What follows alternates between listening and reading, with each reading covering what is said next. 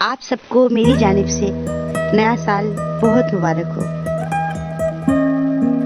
اس نئے سال کی نسبت سے آپ کی سماعتوں کی نظر ایک غزل پیش کرتی ہوں خلیل دنتیجی صاحب کی۔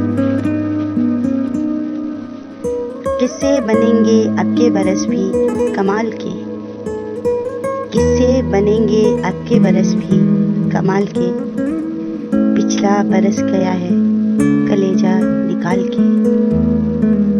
تم کو نیا یہ سال مبارک ہو دوستو، تم کو نیا یہ سال مبارک ہو دوستو، میں زخم گن رہا ہوں ابھی پچھلے سال کے۔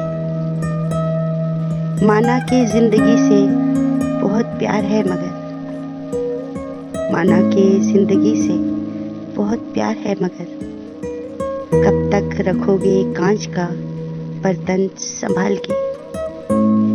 اے میرے کارواں مجھے مڑ کر نہ دیکھ تو، اے میرے کارواں مجھے مڑ کر نہ دیکھ تو، میں آ رہا ہوں پاؤں کے کانٹے نکال کے۔ اس سے بنیں گے اب کے برس بھی کمال کے، پچھلا برس گیا ہے کلیجہ نکال کے۔